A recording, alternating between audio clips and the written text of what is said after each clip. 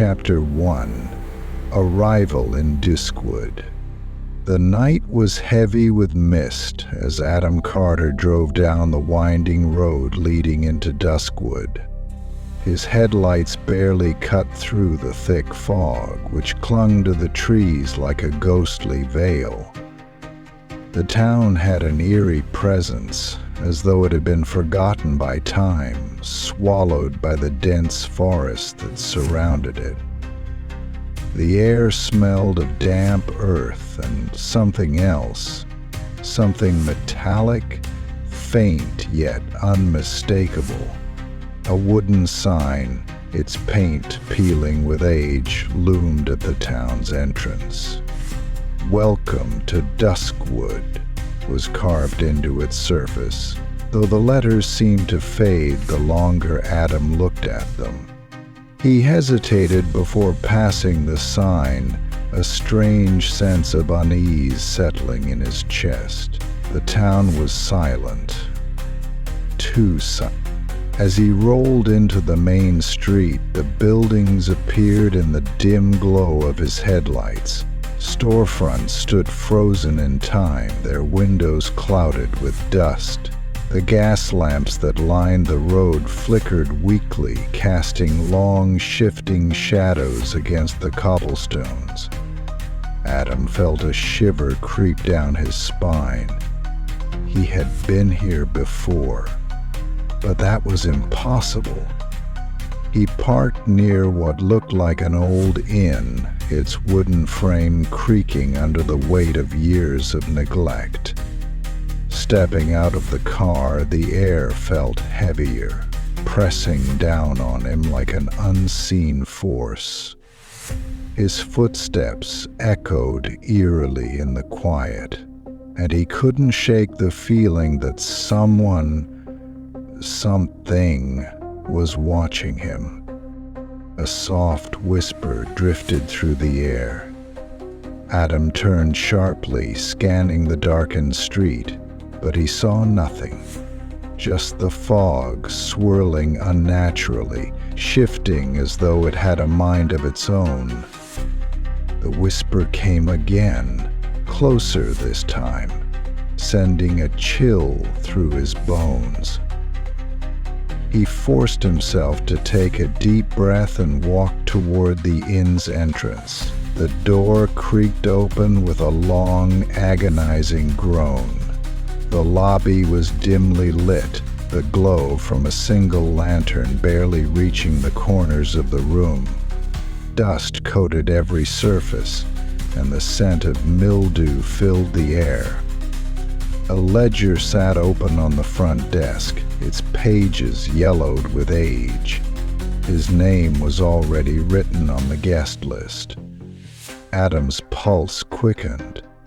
He hadn't written it. He had never been here before. Or had he? A shadow flickered in the corner of his vision. He turned abruptly, but the room was empty. Yet, deep in his gut, he knew he was not alone. Somewhere in the fog outside, something watched and waited. Chapter 2. The Watchers. Adam awoke to an unnatural stillness. The morning light barely penetrated the thick fog that clung to Duskwood, leaving the world outside his inn-room bathed in an eerie, dim glow. The air was dense, suffocatingly quiet, as though the town itself held its breath. Stepping outside, he felt it again, that uncanny sensation of being watched. The silence pressed in around him, amplifying every sound. The creak of the wooden porch beneath his feet, the distant rustle of unseen movement within the mist. As he walked along the cobbled streets, the town felt frozen in time. Dust-covered storefronts bore signs of abandonment, yet there were no signs of decay. only a peculiar stillness, as if everything had been perfectly preserved. Then he saw them, shadows. At first, Adam thought they were tricking his eyes, just figures barely visible through the swirling fog. But the longer he stared, the clearer they became. If they could be called that, stood in the distance, unmoving. Their forms wavered, their edges indistinct, as though they were not fully part of this world.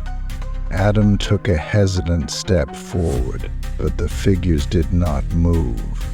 They only watched. A cold dread coiled in his stomach. He turned away, forcing himself to walk faster, his heartbeat drumming in his ears. Yet, no matter how far he went, the sensation never left him. The watchers were always there, hiding in the mist, their hollow eyes following his every move. Something about Duskwood was deeply wrong, and he was no longer sure he would leave it the same person he had arrived. Chapter 3. The Whispering Alley. Adam wandered deeper into the heart of Duskwood, his footsteps muffled by the thick fog swirling around him. The further he walked, the more distorted the town became. Buildings leaned at impossible angles, their windows gaping like empty eyes. The cobblestone path beneath his feet twisted unpredictably, leading him through a maze of silent streets that he was certain had not been there before. Then he heard it, the whispering. Soft, fragmented voices drifted through the air, barely audible, yet unmistakable. They seemed to come from everywhere and nowhere at once, carried on the breeze like echoes of long-forgotten secrets. Adam froze, his breath catching in his throat, turned back. The whisper was close, too close. He spun around, but the street was empty. Only the fog moved, curling unnaturally around him. The voices returned, overlapping in hushed, urgent tones. It watches. You shouldn't have come." Adam's pulse pounded. He forced himself to keep moving, though every instinct screamed at him to run. The alley ahead narrowed, the buildings pressing in on either side. The whispers grew louder, rising to an urgent, unintelligible hum. A figure appeared at the end of the alley. It was barely more than a shadow, tall and impossibly thin, its features obscured by the shifting fog. It did not move, did not speak. Yet Adam knew it was the source of the whispers. His breath hitched as the whispers stopped, all at once. Silence fell over the alley, thick and suffocating. Adam took a step back. The figure took a step forward. Chapter 4. The Forgotten Chapel. Adam's breath came in short, ragged bursts as he pressed forward through the twisting alleyways of Duskwood. The fog, once an ominous presence at a distance, had begun to creep closer, wrapping around his body like unseen fingers.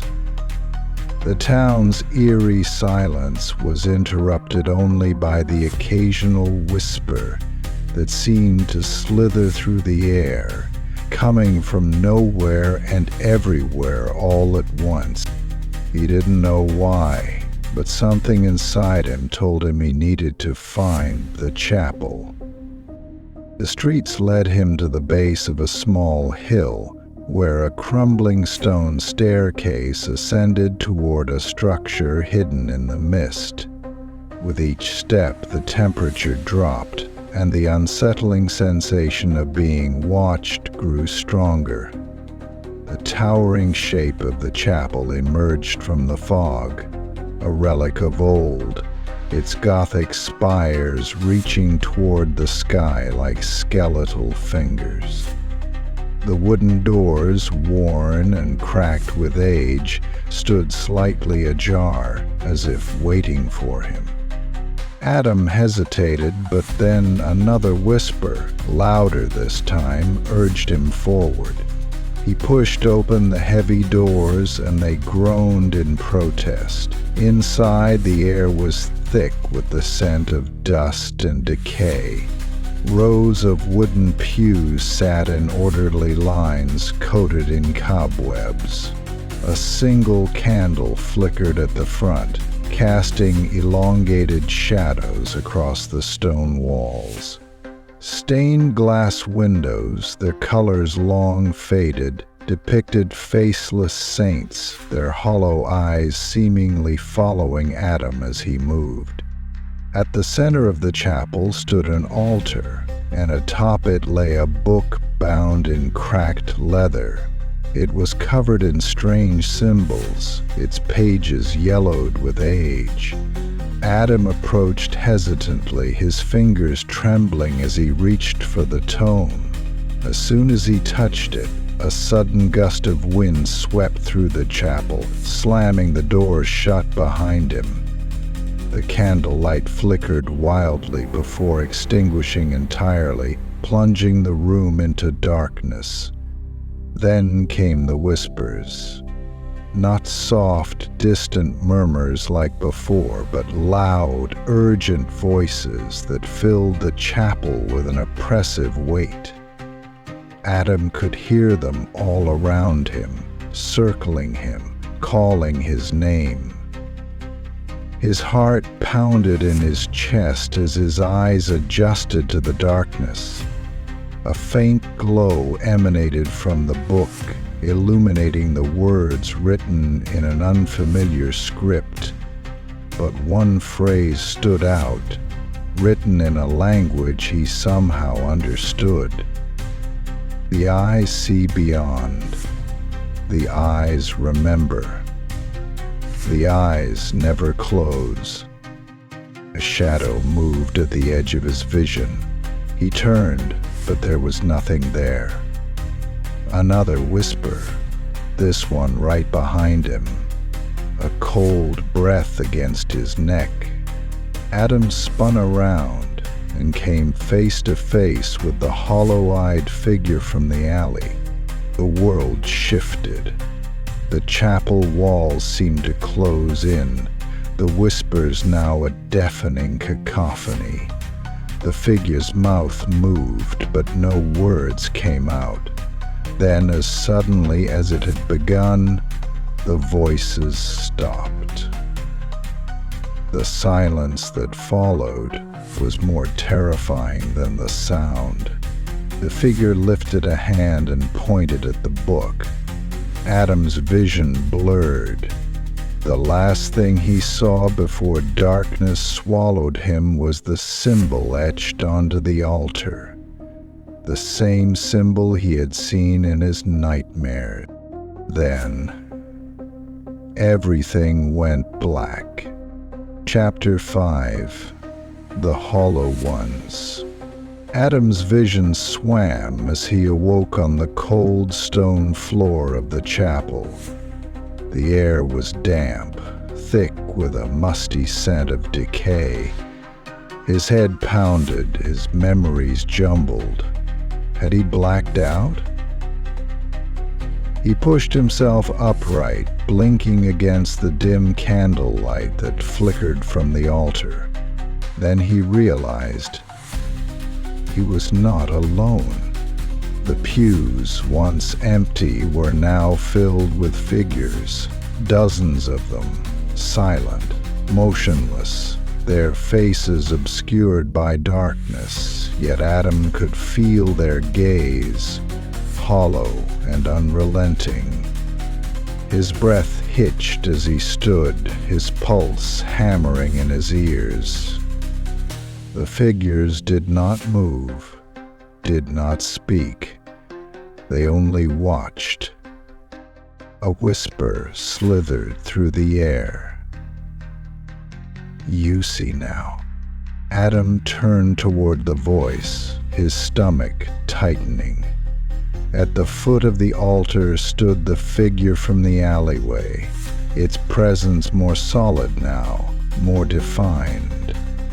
Though its face was shrouded, its eyes deep, black voids pierced into Adam's very being.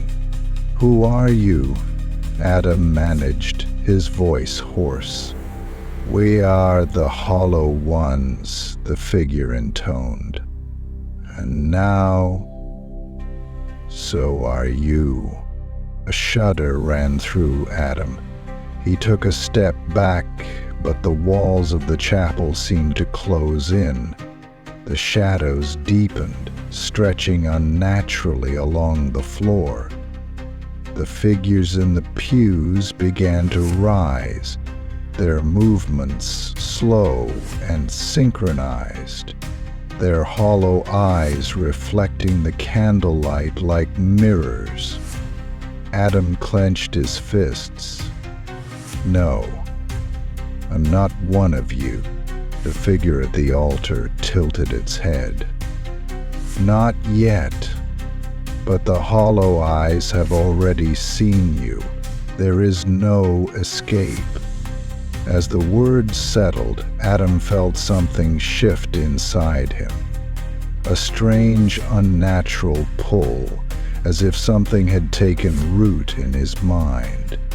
He clenched his jaw, resisting it, but the weight of the stairs pressed harder against his thoughts. The figures took a step forward, then another. Their whispering voices melded into a low, droning hum that filled the chapel. Adam's breathing quickened. He had to get out. With a burst of adrenaline, he turned and ran toward the chapel doors. His footsteps echoed against the stone, the whispers growing louder, pressing into his skull like needles. The doors loomed ahead, just a few more steps. Then the candlelight snuffed out. The whispers ceased. Total silence.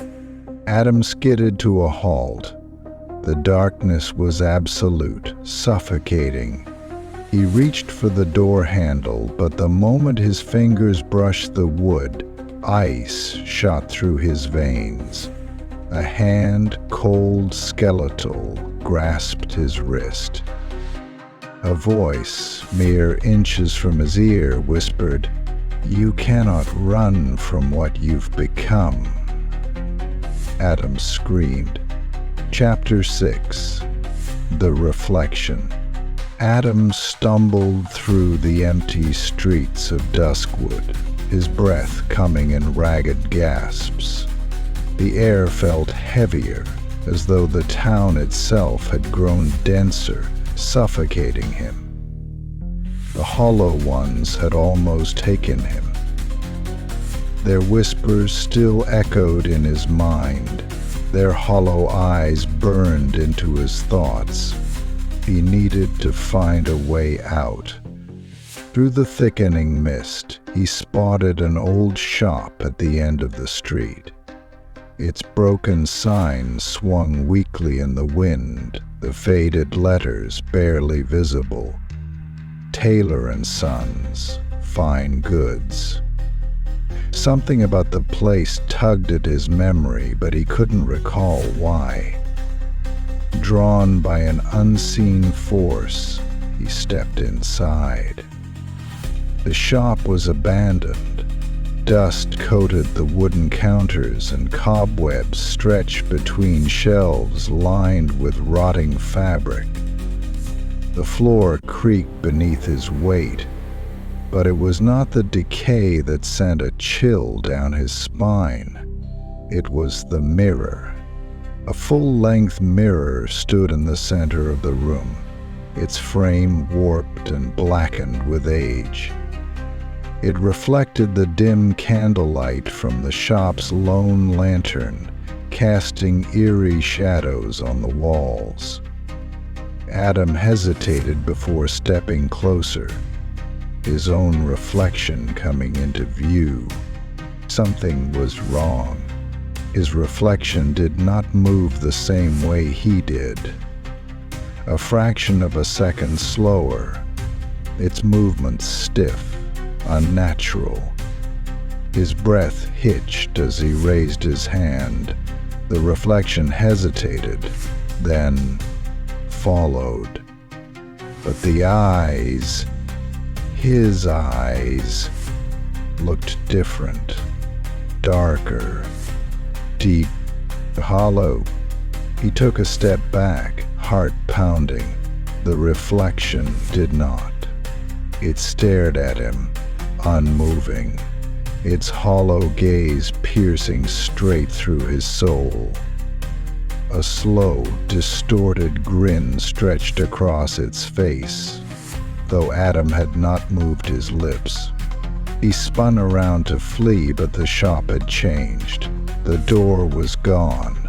The windows were nothing but gaping voids of darkness.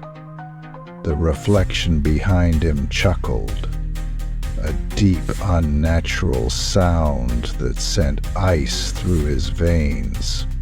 "You cannot run from yourself," it whispered. Adam turned back toward the mirror just as the reflection stepped forward, out of the glass. He barely had time to scream before everything shattered into darkness.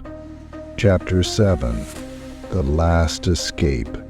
Adam stumbled through the darkness, his heartbeat drumming in his ears. The mirror, his reflection, had shattered reality itself. Or had he been pulled into another?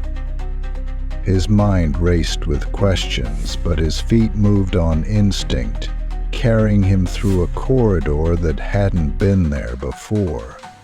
The air was heavy, thick with something unseen. The walls around him twisted, shifting like they were breathing. The whispering had returned, slithering through his thoughts like tendrils of fog, pressing against his mind. "You cannot leave."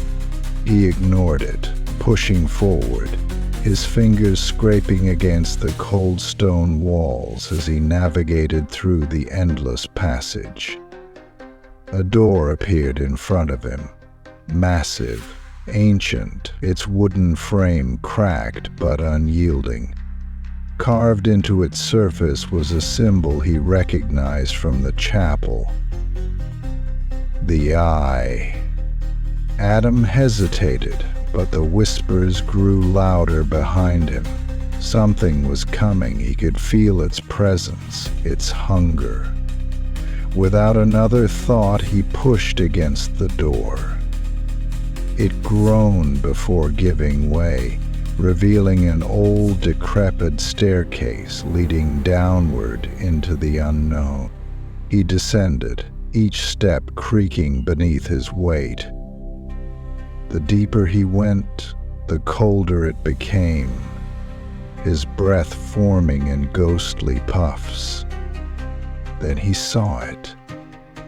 A dim light at the end of the tunnel, flickering like a dying ember. He reached it and stepped into a cavernous hall. At its center stood a massive stone archway covered in glowing inscriptions, a gateway. The exit. Adam sprinted toward it, but as he did, the shadows around him coalesced, figures emerged, hollow-eyed, grinning. The Hollow Ones.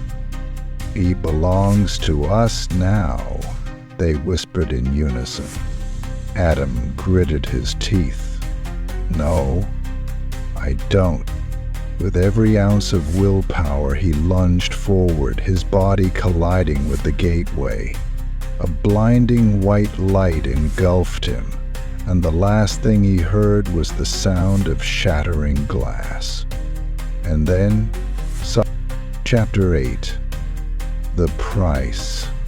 Adam gasped as he stumbled through the blinding white light, landing hard on the cold stone floor. His limbs ached, his mind reeled, but he was alive.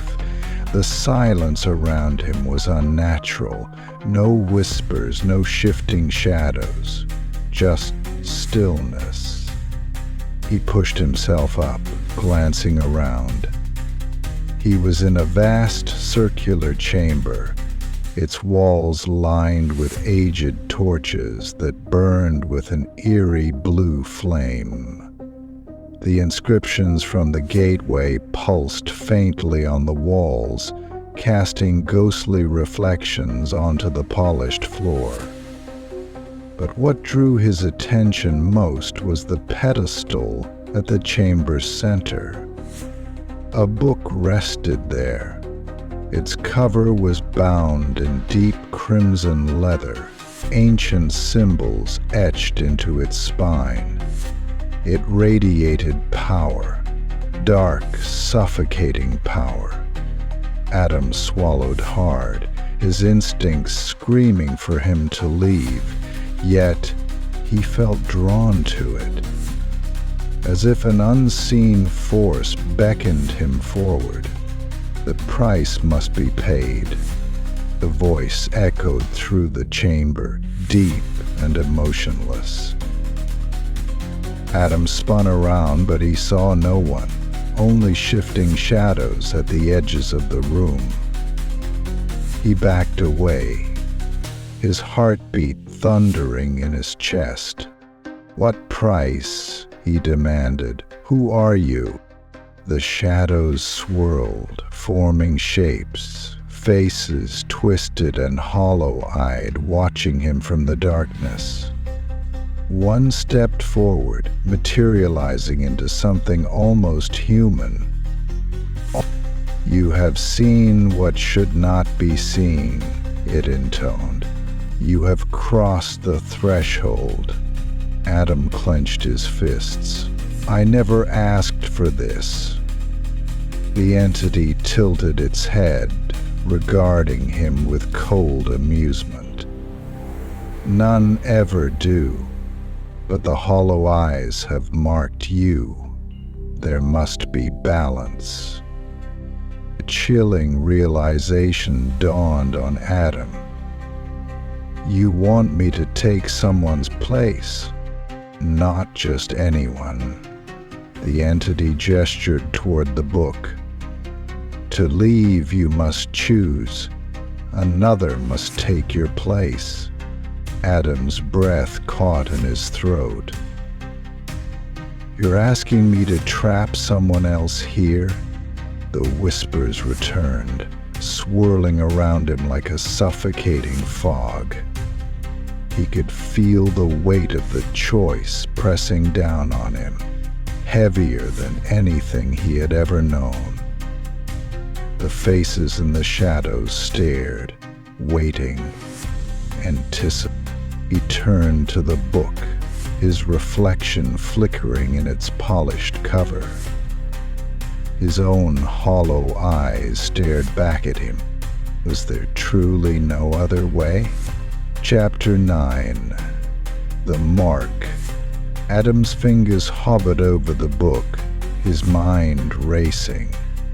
He had seen the horrors of Duskwood, felt the relentless gaze of the hollow eyes, but was he truly ready to condemn another soul to this nightmare just to escape? His reflection in the book's polished cover shifted. It was no longer just a mirror image. It was watching him, waiting. The eyes, now completely hollow, bore into him, whispering silent promises of freedom, of relief. But at what cost? A sudden force gripped his wrist, cold and unyielding. The entity loomed behind him, its form flickering between shadow and substance. "Decide," it intoned, its voice a chorus of distant whispers. "The mark must be given." Adam struggled against the grip, but it was useless. His vision blurred as ancient symbols burned into the stone floor beneath him, forming a circle that pulsed with an eerie, rhythmic glow. The whispers grew louder, more urgent, pressing against his thoughts like unseen hands trying to pry him open. Choose or be chosen. A figure emerged from the darkness. A young woman, her face pale, eyes wide with terror. She looked familiar, though Adam couldn't place where he had seen her before. Had she been part of the town's ghostly presence all along? Or was she another lost soul who had wandered into Duskwood, just like him?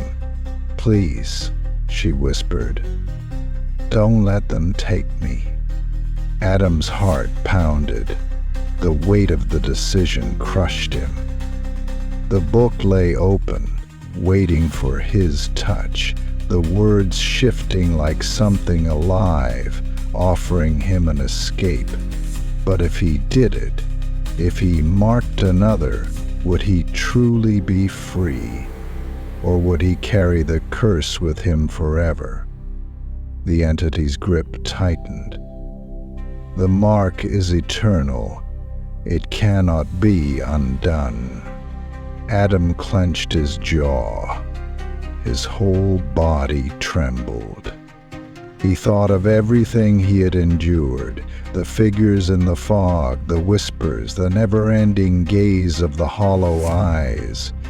If he let the woman go, it would mean staying, becoming one of them.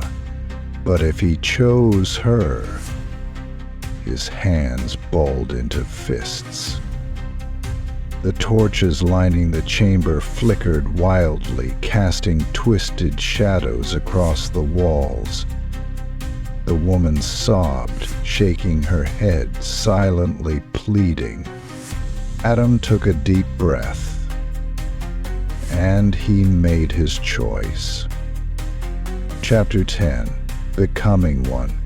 Adam's decision echoed through the chamber, a silent scream swallowed by the weight of the hollow eyes. He had made his choice, but whether he had chosen to mark another or bear the burden himself, he no longer knew. The book pulsed beneath his hand, its symbols searing into his skin. He gasped as the pain ignited through his veins, a cold fire replacing his blood, binding him to the fate that had been waiting for him since he arrived in Duskwood.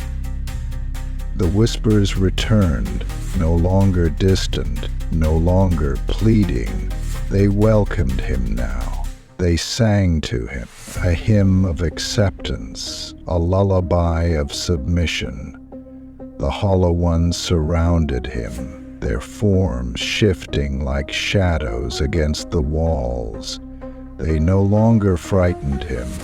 He understood them now. They were not lost souls. They were the keepers, the watchers, the ones who ensured the cycle continued. The woman was gone. Had she been freed? Or had she been taken? Adam could not remember. His thoughts blurred, merging with the presence that now filled him. He turned towards the mirror embedded in the chamber wall, the last remnant of what had once been his reality. The face that stared back at him was not his own. The eyes, deep, dark voids, held no humanity, no fear, no sorrow, only the knowing, only the watching. Duskwood had claimed him. The hollow eyes had gained another. Chapter 1. The Invitation. A mysterious letter arrives at David's doorstep. Its parchment aged and brittle, as if it had been written decades ago. The ink is slightly smudged, but the words are clear. An invitation to a long-abandoned mansion on the outskirts of town. There is no sender, no return address. Only the instructions to arrive at midnight. David hesitates. He has never heard of this mansion before, nor does he recognize the handwriting. Yet an unshakable curiosity takes hold of him. The mansion is rumored to be haunted, a place spoken of in hushed whispers. Locals tell tales of strange disappearances, of visitors who entered but never returned. He knows better than to entertain such superstitions, but something about the letter unnerves him. Against his better judgment, he decides to investigate. The night air is thick with fog as he drives toward the destination. The road leading to the mansion is deserted, winding through dense skeletal trees that seem to close in on him the farther he goes. As he approaches, the mansion comes into view, an enormous, Gothic structure shrouded in shadow. A sense of foreboding creeps into his bones, but he shakes it off. As he steps out of his car, a sudden gust of wind rustles through the trees, carrying an almost imperceptible whisper. The mansion looms before him, its windows dark, its grand doors slightly ajar as if expecting his arrival. He swallows his fear and takes his first step forward, unaware that the moment he crosses the threshold, there will be no turning back. Chapter 2. The Forgotten Mansion. David reaches the mansion, an imposing structure shrouded in thick mist that clings to its towering walls. The wrought iron gate creaks open as if on its own, and a long, cracked pathway leads him to the entrance. The house appears deserted, its windows dark and hollow like empty eyes watching his every move. As he ascends the steps, his breath comes out in soft, misty clouds. The heavy wooden door stands slightly ajar, its brass handle ice-cold under his fingertips. A gust of wind pushes against his back, and with a deep breath, he steps inside. The moment his foot crosses the threshold, the air inside shifts. It feels denser, pressing against his skin, carrying the weight of something unseen. The silence is suffocating. No hum of electricity, no creaks of settling wood, just an unnatural stillness. A faint scent lingers in the air, something old and decayed yet familiar, like the pages of a forgotten book. The dim corridor ahead is lined with tall arched doorways, their carved wood warped with age. The flickering light from an ancient chandelier barely illuminates the hallway, casting twisted shadows against the walls. As David moves deeper inside, the door behind him groans and swings shut with an ominous finality. A shiver runs down his spine. He is no longer alone. Something in this house is watching him. Chapter 3. The room that calls David's footsteps echoed in the vast, empty mansion as he wandered deeper into its corridors. Dust particles floated in the dim light, disturbed by his movement. The walls seemed to close in the farther he walked, the air growing thick with an unplaceable tension. Every now and then he thought he heard faint noises, wood creaking, distant murmurs, or the sound of footsteps just beyond his sight, but every time he turned, there was nothing. Then, at the end of a long, dimly lit corridor, he saw it. An ornate wooden door stood alone, unlike any of the others he had passed. The wood was smooth and polished, its deep reddish-brown surface untouched by dust. Golden filigree wrapped around its edges, intricate symbols carved with care. Despite the grandeur, something about the door unsettled him. It felt out of place, as if it had been waiting just for him. As he stepped closer, a faint whisper slithered through the cracks. It wasn't carried by the wind, nor was it an echo of the house settling. It was distinct, low, insistent, almost familiar. It called to him, a soft voice weaving through his mind like silk, pulling him forward. His fingers hovered over the brass handle, his breath shallow. He hesitated. Everything in his body screamed at him to turn back. But the whispering grew stronger, urgent, as though the door itself was pleading to be opened. Against his better judgment, he reached out and turned the handle. Chapter 4. The Vanishing Door. The moment David steps inside, the door slams shut behind him with an unnerving finality. The loud echo of the heavy wooden door reverberates through the space, sending a shiver down his spine. He spins around, reaching for the handle, only to find that there is no handle at all. The door is gone. His fingers graze the wall where the door once stood, but instead of wood or even a seam, he feels only smooth, cold stone. The air shifts, thickening, pressing down on him, as though the very walls are alive, breathing in sync with his mounting panic. His heartbeat quickens. He turns in circles, eyes darting around the room. It is empty, devoid of furniture, windows, or any sign of an exit. The walls stretch high, the dim light from an unseen source flickering just enough to cast long, distorted shadows. He presses both palms against the wall, pushing, scratching, desperate to find an opening. Nothing. It is as if the room had swallowed its only way out. A cold sensation trails down his spine. The silence is too perfect, too absolute, like the air has been stolen from the space. He forces himself to steady his breathing, pressing his ear against the wall. For a moment he hears nothing. Then the faintest sound reaches him. A whisper, so distant and fragile it might have been imagined. He isn't alone. David takes a step back, his pulse hammering. The walls seem to stretch, subtly shifting in the dimness.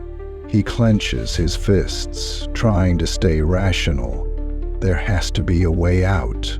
But as he turns again, scanning the room, the truth settles over him like a heavy fog. He is trapped. Chapter 5. The Changing Walls.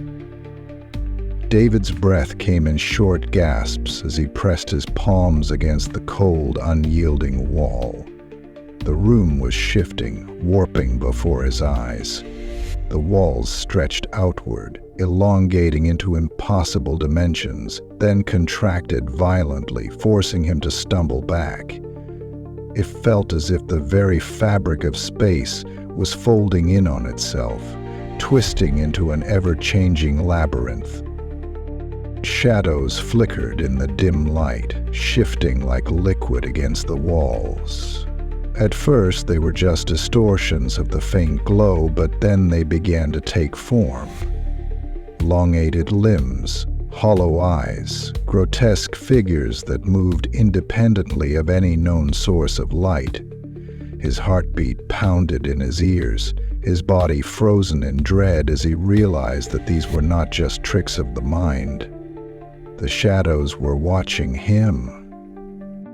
Time seemed to move strangely, each second stretching into eternity before snapping back in rapid succession. David couldn't tell how long he had been standing there, minutes, hours, or perhaps only moments. His own reflection on the floor wavered, bending unnaturally, as if he was standing on the surface of a rippling lake.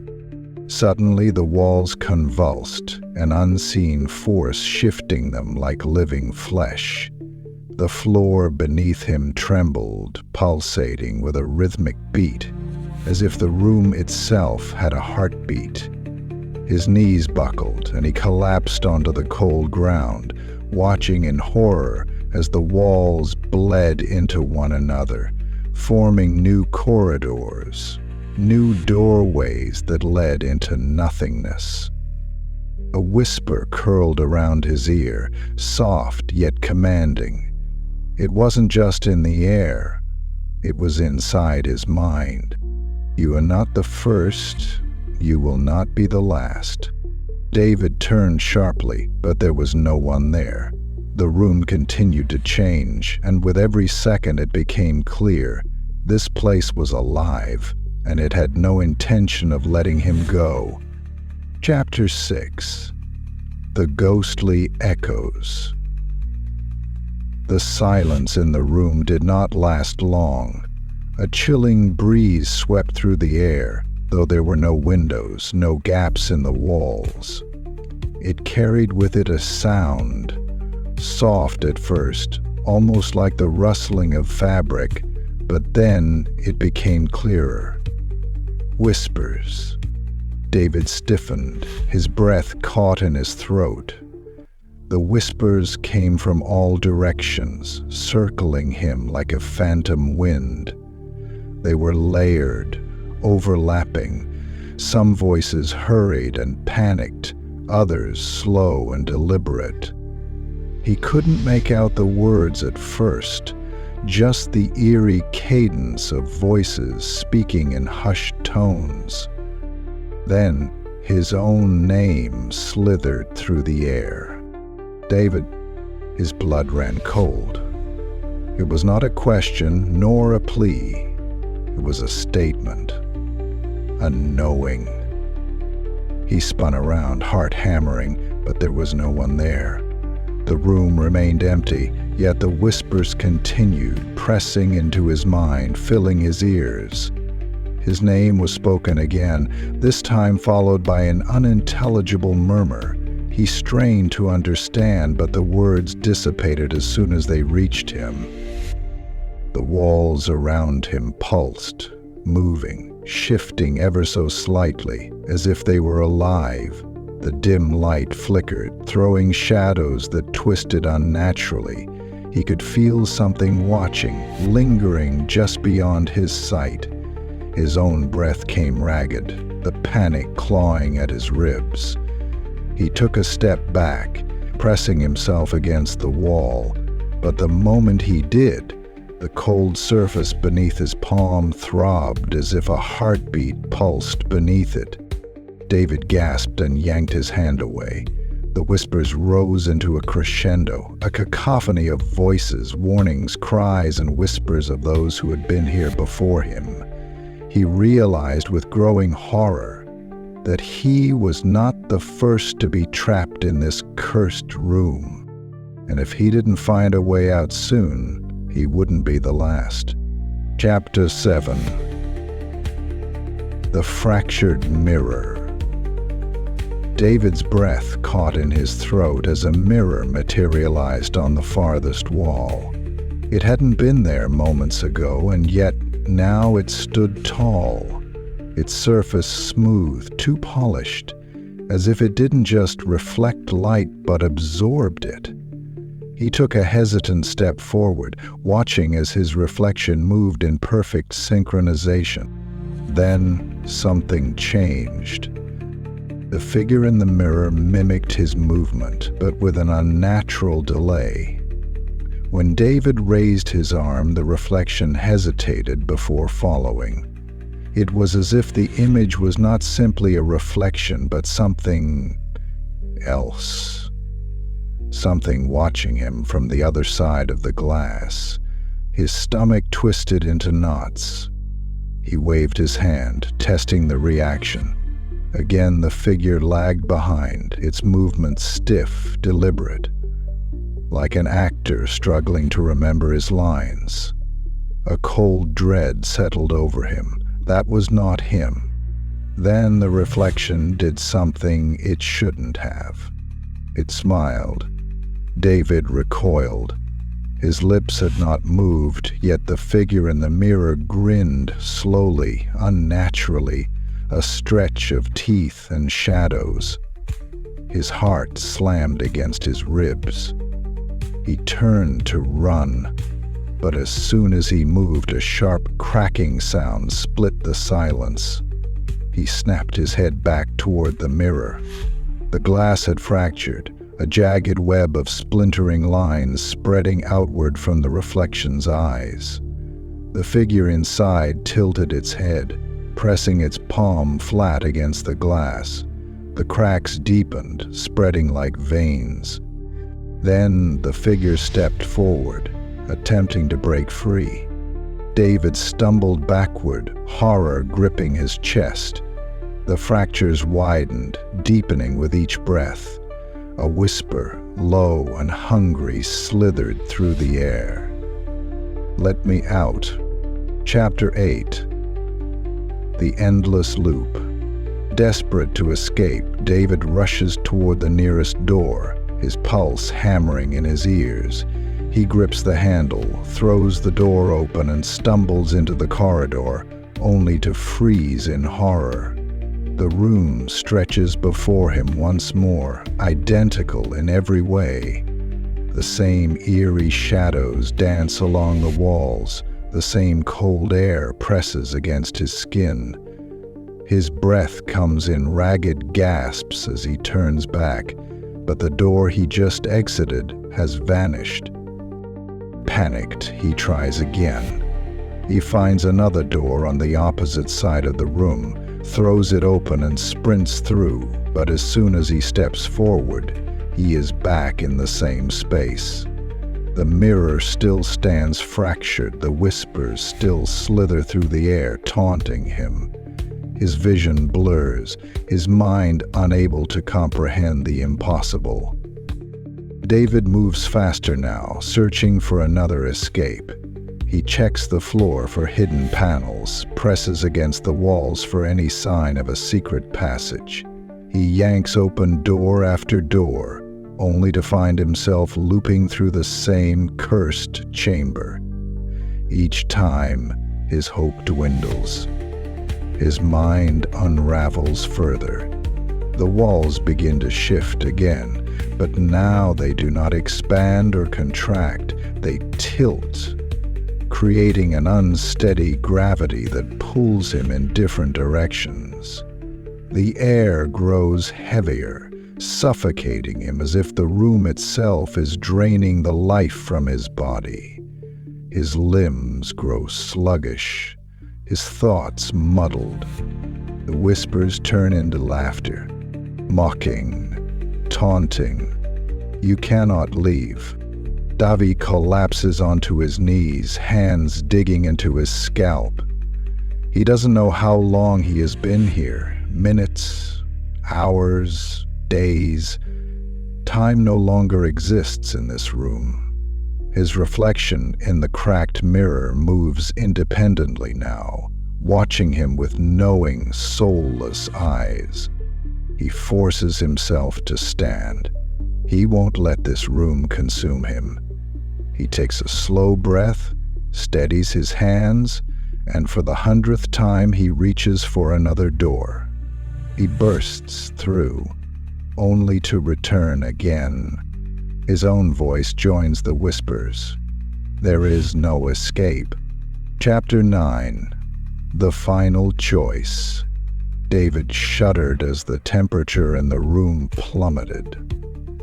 A suffocating darkness spread across the space, thick and almost tangible, twisting the shadows into unnatural shapes. Then, from within the abyss, a figure emerged. It was humanoid but featureless, an outline of darkness, its presence radiating a force that made David's skin crawl. The whispers stopped. The only sound left was David's uneven breathing as the figure took slow, deliberate steps toward him. It exuded something beyond fear, an ancient, binding force that whispered of rules and sacrifices older than time itself. A voice, neither male nor female, echoed from within the void. "You want to leave?" David didn't answer. He couldn't. His throat had gone dry, his body frozen in place. "There is a way," the figure continued, its tone emotionless. "But the room must always have a prisoner." David's heart pounded, his mind reeled at the implications. "What? What do you mean?" The figure stepped closer, its presence consuming the space between them. The shifting shadows behind it twisted, writhing like trapped souls desperate to escape. "You cannot leave unless another takes your place. The cycle must continue. The room must feed." David's stomach lurched. The weight of those words sank into his chest. He had known, deep down, in the corners of his unraveling mind, that this wasn't just about him. He wasn't the first. And if he wanted to leave, he would have to make someone else the next victim. "Choose," the voice commanded, "or stay." The shadows pressed against him, suffocating, expectant. His breath came in shallow gasps. His thoughts tangled in a desperate war between morality and survival. A way out, but at what cost? Chapter 10. The Price of Freedom. David's hand trembled as he reached for the door.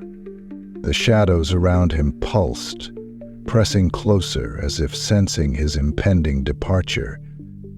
The air was thick with something unspoken, something ancient. His heart pounded in his chest, the weight of his decision pressing down on him. If he stepped through, he would be free. But at what cost? He turned back, glancing at the figure still standing in the center of the room. It had taken the shape of another person now, someone unfamiliar, someone who had unknowingly taken his place. A terrible guilt gripped him, but he knew the alternative. The mansion demanded a sacrifice, and he had made his choice. With a deep breath, he stepped forward. The moment his foot crossed the threshold, the sensation shifted. The suffocating weight vanished. The thick air dissolved into something crisp and cold. He stumbled forward, his body suddenly light, as if released from invisible chains. The mansion was gone. He turned, expecting to see the towering Gothic structure still looming behind him, but there was nothing. Just an empty field where the house should have been. No broken windows, no rotting wood, no signs that it had ever existed. Only the eerie silence of the wind moving through the trees remained. David exhaled, relief and horror mixing within him. He was free, but he knew deep in his soul that the room still existed somewhere, waiting, watching, luring in its next victim. And this time, it would not have to wait long.